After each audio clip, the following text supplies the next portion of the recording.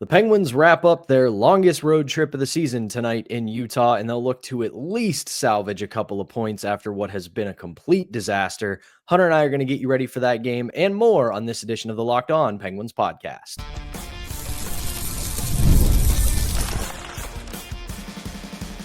Your Locked On Penguins, your daily podcast on the Pittsburgh Penguins, part of the Locked On Podcast Network, your team every day.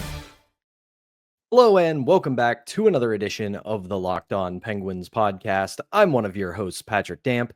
You can follow me across all social media platforms at synonym for wet. Joined as always by my partner in crime, the one and only Hunter Hodes. You can follow him on Twitter at Hunter Hodes. You can give our show's account a follow at LO_Penguins. And of course, we appreciate you making us part of your daily routine. Don't forget that we are free and available wherever you get your podcasts, as well as YouTube. Plus, if you follow us on YouTube, don't forget to hit the notification button. That way you can be among the first to know when we drop our daily Monday through Friday episodes. So, Hunter, the Penguins' 7-game road trip across the West Coast comes to an end tonight in Salt Lake City, when the Penguins will take on, for the first time in their history, the Utah Hockey Club.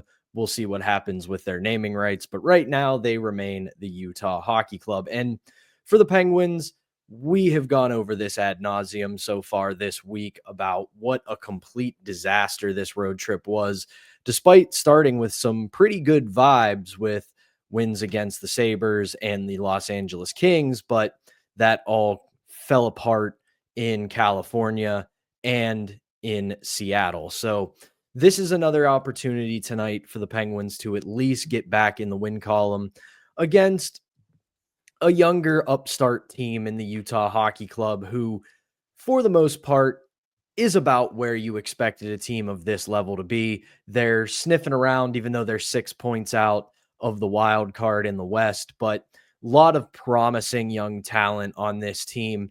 And finally, out of Arizona, they've got an ownership that is dedicated to making sure this team has the resources to actually become a viable competitive team. And that's starting to bear fruit ever so slightly with the likes of Clayton Keller, Logan Coley, Dylan Guenther, and they've added a couple other players like Mikhail Sergachev, Barrett Hayton, and they've got a host of other players. And for good measure, it's also basically at this point Pittsburgh West, with a lot of old friends in Ian Cole, Nick Bjugstad, Oli Mata, and a few others. So a lot of familiar faces to be seen tonight, but let's focus on what we're here to focus on, which is the game itself. The Penguins, they're struggling. Utah, they're struggling a little bit as of late, losing 6 of their last 10, but they have stacked up a couple wins against some good teams like the Winnipeg Jets. So, Hunter, let's keep it simple, sweet, and to the point. What do the Penguins have to do tonight to get back in the win column? Really, man, considering how these last couple of games have gone, I really just want to see some heart, some energy, and just some enthusiasm. Like, the vibes these last couple of games have been so bad. It looks like they've just been kind of skating in mud, just out there, hanging out, not really doing much of anything. I want that all to change tonight. And especially because you remember, Pat, when the Penguins were really bad at the start of the season, they had that 7-12-4 start. Utah came into Pittsburgh and absolutely kicked the Penguins' butts in that game. They blew them out. It wasn't even close right from the drop of the puck. That was one of the Penguins' worst efforts of the season. And there's been quite a few really bad efforts from this team this year. But I really want to see the Penguins take that loss a bit personally in this game against Utah tonight. You're finishing off this road trip. It's a long 7-game trip. You got to finish off on the right. No, you're getting Utah at potentially the right time. You mentioned they've lost 6 of the last 10. They've also lost 5 of the last 8, including 2 in a row. They lost to Winnipeg 5-2, and then also lost to Ottawa 3-1. And then, of course, again tonight, 9:30 p.m. start time on TNT. So this is a TNT broadcast for everyone around in the United States. So you have to, unless you are in Pittsburgh. Here in Yes. Pittsburgh, it is blacked out. You will have to watch it on Sportsnet Pittsburgh. But for everybody else outside of the region, it's going to be a Salt Lake City showdown on TNT. And I'm excited because it's their first time playing in Utah. Obviously, their second time playing Utah overall this year. But I'm excited. I watched that first game of the season, and it looks like they have a really nice arena there. You talked about their young players; they're really young and up and coming. But you also mentioned they have an ownership group that actually cares. That was the biggest thing with Arizona, was that their ownership group just never really cared about improving the team. But you've seen Utah's ownership really spend quite a bit of money this offseason. I mean, they really retooled their defense. They added a few forwards. This year they're getting some good contributions, especially up front. Clayton Keller leads the team in points, 18 goals, 54 points this year. Logan Coley, 15 goals, 42 points this year. He's also been really good. Nick Schmaltz has been awesome. Dylan Gunther, Mikhail Sergachev, he's been awesome too. So the Penguins, they're going to have their work cut out for them in this game. You can't be as bad as you were defensively against the Sharks in this game. I know, people, breaking news, but the keys really are the same that we've said all season. If the Penguins are able to be responsible in their own end, not commit too many self-inflicted wounds, they will have a shot to win this game. They also, again, of course, have to get the goaltending. They went to Nedeljkovic against San Jose, which I was a little surprised by. I thought they were going to go to Blomqvist in that game, but we'll see if he goes tonight, potentially, considering that Nedeljkovic lost. I think if Ned had won that game, there'd be a higher chance of him going in this game against Utah. But if I had to guess, and it's a strict guess, I would think Blomqvist is going to start. But again, man, heart, energy, enthusiasm. That's what I really want to see from this team, considering how awful these last two games have been. I want to see them generate more offense outside the Crosby line. You saw that against the Sharks, man. Crosby line was really the only one that was generating in that game against the Sharks, even though it was a really poor effort from most of those skaters. The Bunting line was fine. He especially had a really good third period, but they got to get more offense, man, especially with Evgeni Malkin out right now with a lower body injury. Yeah, there really has to be more of a collective effort against Utah tonight. We obviously understand logically. You look up and down this lineup, it pretty much, especially at forward, is Crosby's line, especially now with Evgeni Malkin out before, but I'm talking before he goes out. It was pretty much the top six, and you were hoping your bottom six would play to even, because that's just how this team is and where they are at this moment. But at the very least, you need your entire forward group to play to a positive. It doesn't mean that you got to get a bunch of contributions from your bottom six, but they can't go out there and be a liability. They can't get pinned in their own end. They can't be giving up grade A chances. If you play at the very least to even defensively and get some offensive zone time, even draw some penalties, because we know there's some forwards in that bottom six group who can give opposing defenses fits. They may not be offensive juggernauts. We know that very well, but they play the kind of game that can lead opposing teams to taking penalties. And even with Evgeni Malkin out, this power play has continued to click. So if you can give your special teams an opportunity to give you the advantage, that can help you out against a team like Utah. As for Utah, I gotta say, cannot say enough about the development of the Pittsburgh kid, Logan Coley, having himself a solid season. 49 games, 15 goals, 27 assists, 42 points. And reading a lot of Josh Yohe's reporting the last, I would say, 12 or so hours about everything with Utah. He spoke to all of the former Penguins who are now on the Utah Hockey Club, as well as talk to them about just not their time in Pittsburgh, but Logan Coley himself. And they cannot say enough about how good this kid is. And you're seeing it on the ice. He is a complete player. He is not, at least yet, turning into a bona fide superstar, but all of the building blocks are there for him. He has really good vision. You can see that the production is starting to come up, especially with 15 goals and 42 points. And the biggest thing that Logan Coley has that we know is a part of the modern day NHL is speed. This kid is an absolute burner. And he said to Josh in his reporting that one of the ways his game has matured over the year since last season is last season, he was simply playing at 1,000,000 miles an hour at all times. And while that can work for a guy like, say, Michael Bunting, for a player with the skill set of Logan Coley, he acknowledged, hey, there's times where I don't need to be going full tilt. I need to let the game come to me and adapt to it. And you can see in his game, and you'll likely see it tonight, especially going against his childhood team, he is really developing into a great top line forward. No, he's been a lot of fun to see develop over this last year. I will say, I think part of it also last year, Pat, and I think you can say this for the entirety of the Utah team, was that the Arizona situation was very waning on them. I don't really think they knew what was going to happen. Like, were they going to stay playing in that arena in Arizona? Were they going to move to Utah? And I think once they figured out their future, especially Cooley, I think that was a giant weight lifted off his back. And that's also, I think, part of it with how you're seeing him develop this year in a more stable environment, a fan base that obviously loves them very much, and an ownership group that, again, very much cares. I do think that's part of it too, but I don't see him being, a top 10, top 15 player in the NHL, considering how much talent is in the league right now. But there is no doubt he can be a very productive top 6 player for his entire career, especially with the way that he has started his career. So I'm going to keep my eyes on him again tonight. He was great in those 2 games last year. Right? He was noticeable on the ice each time, even though that was a really delicate situation. He was really good in that first game earlier this year in Pittsburgh. I'm excited to see what he does tonight. But yeah, it's very imperative the Penguins end this road trip on a good note, heading back home with a few games before, that Four Nations face off, and my dog's barking too. They agree. They agree that the Penguins need to finish this road trip with some good vibes. I'll add this one quick thing before we go to break about Cooley. I know that everyone has been hypercritical, and rightfully so, of ESPN and the NHL partnership, but their ad campaign of the next golden age is here is absolutely right, because that applies to players like Cooley. You look at all the young talent in the National Hockey League in the modern age. We are in the golden age of development, because 10, 15 years ago, Logan Coley would have been among the best young players in the National Hockey League.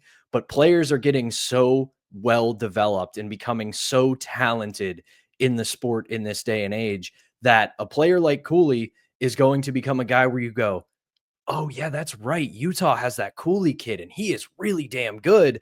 So that shows you how good of a place the sport is in 2025. But that is going to do it for this first segment. When we come back, we're going to do a little bit of rapid fire here and combine a lot of things together. The trade deadline, Penguins players that should be called up from Wilkes-Barre, as well as maybe who we think is going to get traded or who needs to step up and things like that. But we got to go to break before we do that. Penguins and the Utah Hockey Club, 9:30 tonight at the Delta Center in Salt Lake City. Sportsnet Pittsburgh, if you're in Pittsburgh. Everywhere else, it'll be on TNT. But like I said, we got to go to break, and we will talk about more when we come back right after this. But first, we got to tell you about our sponsor, and that is FanDuel. Super Bowl 59 is here. 1 game, 2 teams, and endless possibilities. And there's no better way to make every play more exciting than with FanDuel Sportsbook. Whether it's predicting the first touchdown, calling the MVP, or even betting on the coin toss, FanDuel makes it easy to get in on the action. With live betting all game long, you can adjust your bets as the game unfolds and feel the thrill from kickoff to the final whistle. The live betting feature lets you stay involved no matter what happens on the field between the Birds and the Chiefs, and the app is super easy to navigate. Plus, knowing that you can place a $5 bet and potentially win $200 in bonus bets for the Super Bowl, that's the icing on the cake. Download the app or head to FanDuel.com to get started. Bet just $5, and if you win, you'll score $200 in bonus bets. That's FanDuel.com. Bet with FanDuel, an official partner of Super Bowl 59. All right, welcome back. It is the Wednesday edition of Locked On Penguins. I'm one of your hosts, Patrick Damp, joined as always by Hunter Hodes. And as I said to end the first segment, we're going to go a little bit rapid fire, a little bit scattered here, because we pretty much know at this point that this Penguins season is not going to end with the Penguins playing in the first round of the Stanley Cup playoffs. We are likely to be headed to a third straight year with no playoffs. So with that in mind, Hunter, we are going to look at a couple of names, whether it's players we think will be traded, players we think that should get their shot coming up from Wilkes-Barre, whether it's right before the trade deadline or right after. And the guy I want to start with, who I am genuinely surprised was not called up in the wake of the Evgeni Malkin injury. And before I give the name, I understand that Jesse Puljujarvi got the, I guess, priority because they want him to be in the NHL. But at this point, I think we kind of know what Jesse Puljujarvi brings. There's not a whole lot left to find out. The guy I'm surprised that was not recalled is Ville Koivunen, because he has had himself a very solid season down in Wilkes-Barre this year. 36 games, 10 goals, 21 assists, 31 points. And he has been a productive, flexible player. Currently manning the top line at center. He is a versatile player who can play wing or center. And he's done a really good job in that role, but he's also been able to go up and down the lineup, playing both center and wing. And I think at this point, I would have rather seen him get a little bit of a runway to see what he can do, because he plays the kind of game that Mike Sullivan wants a player like that to play. It's not just finesse, it's not just production, but he is a difficult player to play against. Great on the walls, heavy forecheck, and produces to boot. So I would have really liked to seen him get a call up. I hear you. It's been really nice seeing him really translate over to North America from Europe. I mean, he's been great in Wilkes-Barre this year. I will say this. I think once they make some deals around the deadline, they move some forwards out of this lineup for, probably just picks at this point. I think he is going to be one of the players that you see get called up for the final month of the season to see what they have in him. I also think Rutger McGroarty is in that conversation. Vasily Ponomarev, when he's fully healthy, I think he could also be in that conversation as well. I know he's battled some injury concerns this year, but I still think after the deadline, that's also an opportunity for him to get called up as well. I feel you're going to see most of these forward call-ups, Pat, from Wilkes-Barre after the deadline. I don't think you're going to see it right now when there's still a lot of veterans, especially in that bottom six group. So I think after the deadline, you'll see someone like a Ville Koivunen get called up, someone like a Vasily Ponomarev get called up, Rutger McGroarty get called up. And, maybe McGroarty doesn't get called up and he stays down there for the rest of the season.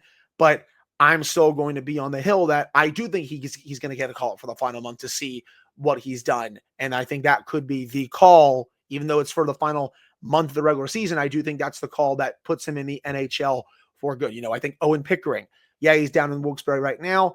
I disagreed with the decision a little bit, though I understood it just because of, the injury concerns, the roster flexibility and all that.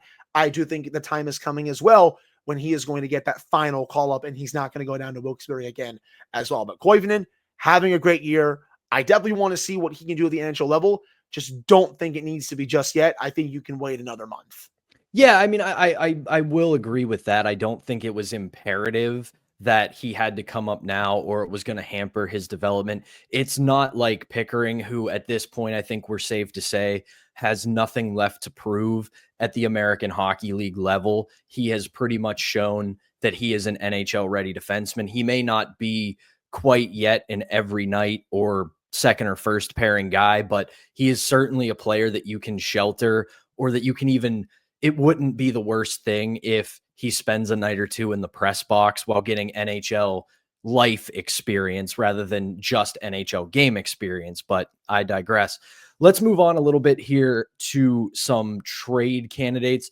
We're going to skip over real quick some of the obvious ones. I think we know Marcus Pettersson, good as gone. Matt Grzelcyk is a guy they'll probably look to move, as well as Anthony Beauvillier.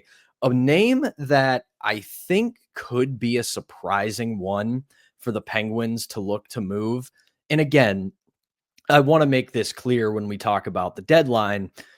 The Penguins don't have a lot of A1 trade chips. I think Pettersson's obviously your biggest one. People will overpay, especially for a pending UFA defenseman at the deadline. But you look at the rest of the roster, and there's not a ton there that's going to fetch big returns. But I do think that this deadline is setting up nicely for the Penguins, because they are putting themselves, for better or for worse, in a position where everybody knows that they are going to be a seller. But so many teams in the Eastern Conference are still in the race, which I think could give them more of a pool to pick from to figure out where to get the best deals. And the name that I know is going to break a lot of hearts when I say this is somebody that they could potentially move is Michael Bunting. I think that there would be a market for a player like him for a team that maybe needs, especially in the East, a little bit more snarl in their lineup. You want to keep up with, say, Florida or Tampa, those teams that you know are going to make you earn every inch of ice. And Michael Bunting on a contract that has one more year left at 4.5 million and is very movable. It is very affordable with the cap going up. I think a lot of teams could come calling for Michael Bunting. The Panthers actually make so much sense for Michael Bunting. If you were to think about it, like, look at the way they play, Pat. Look at the type of players that they have. He would fit right in with their play style. Someone like, again, Sam Bennett, Matthew Tkachuk, all these other players, especially in their bottom six that play like such rats. Michael Bunting, you stick him on a third line role on that team, I think he'd feast, in my opinion. I actually do think that would be a perfect fit for him. I think they move him if they can get a pretty good haul.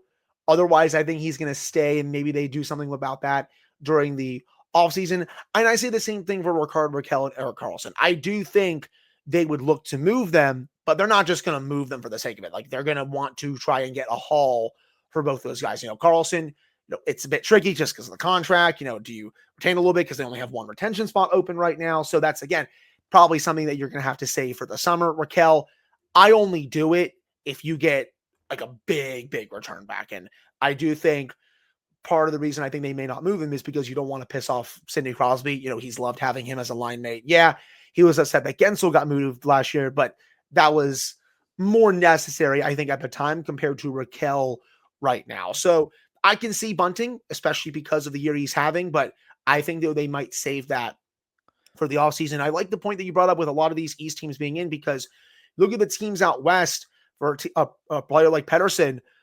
One of these teams could get desperate and give you a late first plus a prospect for him. I really do think it's possible. Would I say it's likely? No, I think you're still looking at a second plus a prospect. But if one of those West teams, man, gets desperate, give him a late first and a prospect. Like, I would gladly take that for a return for a top four defenseman. But yeah, like, if you want to go rapid fire here, yeah, Pettersson, Beauvillier, Grzelcyk. I would throw O'Connor in there too, Pat. I think he's also potentially going to get moved at the deadline. If I had to give you an answer right now, I would say yes. He's not having a good year, but A, he's cheap. B, he has a history of at least playing competent hockey. Last year was his best season. I think teams will look at that and see, okay, if we can try and capture that magic, he can be a decent third line player for us. We'll just give the Penguins a mid-round pick, something like that. So I do think he's going to get moved as well. And then, someone like a Chari/Nieto, I think is one of those two I think will get moved as well. And then again, that's going to pave the way for, more of these young players to come up from Wilkes-Barre. If Tristan Brose is able to get over mono, which hopefully he is, I can see him coming up at the end of the season, with potentially Grzelcyk and Pettersson getting moved. That left side, Pat, wide open. Pickering is definitely going to come back up. You'll have P.O. Joseph over there. They'll have to figure out that other left side with Ryan Graves, Ryan Shea, all that good stuff. But they're going to have quite a few openings at this deadline. So again, I just did my rapid fire. If you want to do any more that you think are definitely going to get moved, I'm going to cede the floor to you. Well, the other thing that I want to break down about what is making this a potential really good trade deadline and offseason for the Penguins right now with the position that they want to go is that you look at everything going on with their contract situations, and you brought up their retention slots. Two of them open up after this season. Yep. Because you go down to their retention slots, the Riley Smith retention is up, the Jeff Petrie retention is up. Buyouts don't count towards a retention slot, but still you get two that open up because those come off the books. And then you look at everything else on this team. Everybody that they want to have locked up for the most part is locked up. Cody Glass is an RFA. He's not going to likely be due for any sort of a big raise. He only makes $2.5 million. I don't see him getting any more or any less than that. That's probably about what he comes in at again. And then you have Philip Tomasino, who's an RFA, and he's only making $825. You're probably going to give him a bit of a pay raise because he seems to have found something here in Pittsburgh, but you're not going to break the bank for him. And then you go up and down the lineup. Everybody who that they want to keep around is here. Crosby, Malkin, Rust, Raquel, Bunting if he stays, Kevin Hayes if he stays. And then you have Blake Lizotte. And then you go to the defense. Obviously, we think Pedersen is as good as gone. Matt Grzelcyk is as good as gone. POJ's an RFA. I would imagine they'll probably keep him around because they do seem to like him. Ryan Shea's a UFA. You're probably not bringing him back. So this sets up a trade deadline where not only can you open up more cap space, you don't have any priority free agents that you have to get locked up. So not only can you maybe get some low risk, high reward signings, but you can also, when it comes to players like Raquel, Carlson, maybe even Rust, if you want to move them in the offseason, you can do that and take back some money that these teams might need to get rid of. And those can become trade deadline chips next year when you're doing this retool on the fly. So they're in actually, I know that things aren't great right now because they have completely fallen off of a cliff. I know that times are grim, but you look at the way this roster is set up and the way this cap situation is set up, it is very reminiscent of the Washington Capitals from a couple years ago. They're going to be able to sell off a lot of pieces. They're going to have a boatload of cap space. All of their big contributors aren't going anywhere. And you can go get those younger players who may have fallen out of favor with other franchises. You can get those second chance guys who teams are giving up on. And you will have both assets and picks and prospects that can help you turn this thing around a little bit quicker. Now, all of these things have to hit, and that is obviously a question mark. But overall, you look at the outlook of where Kyle Dubas wants to take this team with this retool on the fly, they're in a very good position to do a lot of that. Yeah, and this summer they're expected to have a little over 20 million of cap space once again. I believe right now, if I have my notes, 22 million as of right now, and that's without the cap going up. We're expecting the cap to go up. You might have upwards of, 25, 26 million of cap space, and you have an opportunity to really make some interesting signings. That's when it gets interesting. The deadline, if they do it right, we get some futures back, you open up more cap space potentially. But then this offseason with over 20 million of cap space that you're guaranteed to have, plus potentially moving out some other pieces that can open up even more cap space, they'll have an opportunity to really overhaul the roster here. Like that's the biggest thing. And there's a real world where they'll have a decision to make. Do you want to accidentally tank again, especially for Gavin McKenna next year? Because he's one hell of a prospect. He's going to be the number one pick in the 26th draft, in case anyone forgot. Do you want to do that? Or do you want to be a bit more aggressive this upcoming offseason and try with Sidney Crosby to make the playoffs next year one more time before he retires? I can see them doing either one, honestly, Pat. If I had to guess, and this is a strict guess, I think they might lean towards putting a more competitive team on the ice next year rather than accidentally tanking once again. But if they were to choose that other option, the accidentally tanking, I would be fine with it, obviously, just because the prize, if you get him, is Gavin McKenna. And especially if you're able to get that top 5 pick and say this season keeps going down the drain this year, and you take a player in the top 5 potentially with lottery luck that is able to play on the ice right away next year for you, that's also a huge luxury as you go towards this retool/rebuild on the fly. Also, and this is a topic for another day as well, this free agent class is pretty decent. I think compared to last year, I think it's better. If someone like Mikko Rantanen or Mitch Marner is available to Kyle Dubas on July 1, do not be surprised if he goes after one of those guys. I would not be surprised in the slightest, considering that they can help now, but also, way more important, well into the future. That's someone that you can really build around after Crosby, Malkin, and Letang all hang it up. So just want to put that out there for everyone. Would not be surprised if those two guys make it to July 1, do not be surprised if the Penguins are in on one of them or both.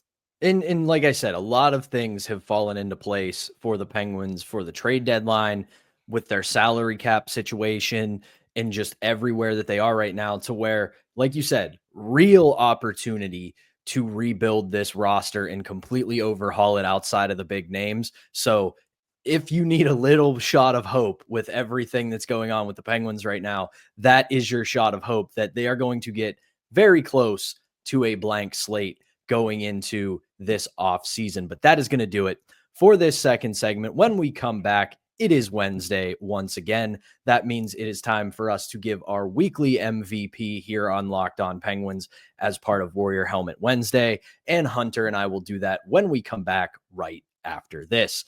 But first, we've got to tell you about our last sponsor, and that is Game Time. Attending NFL playoff games is an unforgettable experience that brings fans together. Unfortunately, here in Pittsburgh, we have not had many home playoff games as of recent, but I will say I did get to go to a couple of wild card and divisional games back in the Ben Roethlisberger era, and it is probably why my hearing right now is not as good as it should be, because good Lord was Heinz Field absolutely rocking in the day.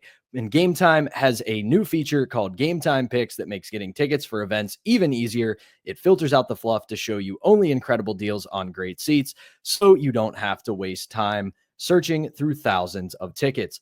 I have used Game Time and Game Time Picks this season. Sadly, not for NFL games, because for most of the Steelers season, I was working on Sundays, so I was unable to get to games, but I have used it to get to Penguins games. I used it last summer to get to Pirates games, and browsing through the deals was so simple. I found great seats with great value at both PPG and PNC Park. The Super Deal, that was especially impressive, which offers the best value for the events.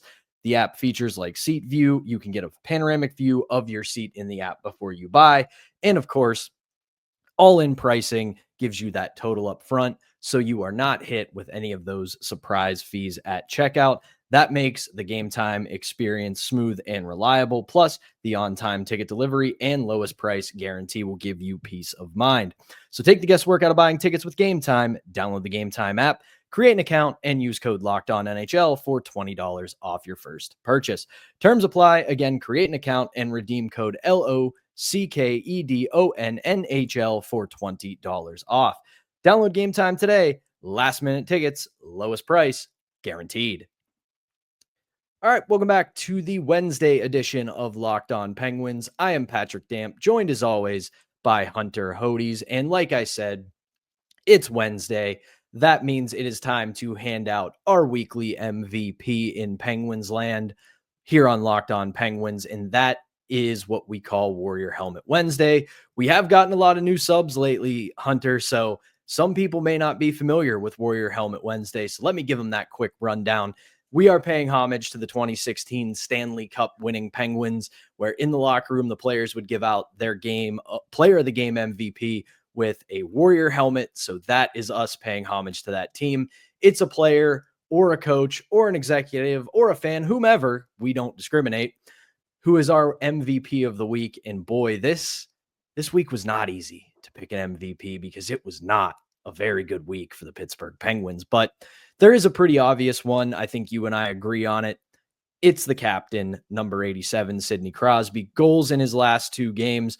And the one thing, I know it's an outdated stat, but the one thing that actually stood out to me about his stat line is in those two just awful efforts against Seattle and against the Ducks, he somehow comes out with an even plus-minus rating. So scores some goals, doesn't give up many. Good week for the captain, I guess. Yeah, 2 goals this last week. Easy choice for me in a week that there really weren't too many good choices. But Sid was by far the best player. I said it during the Tuesday episode. At least he still gives a damn. You know, there's other players obviously that have been great this year too. Brian Russ, Michael Bunting, Rickard Rakell. I think even Erik Karlsson ever since before Thanksgiving has also played fairly good hockey these last couple of months. You know, Philip Tomasino has been really fun. Heck, even Cody Glass, outside of taking that penalty, has been a bit better these last couple of weeks, like Yoel Blomqvist game. But you can see, at least with Crosby, the way that he's playing, he still very much gives a damn. And he's had some really nice performances over this last week. I know this team is going nowhere fast. All I care about right now is him getting that point per game record, man. That's what I want.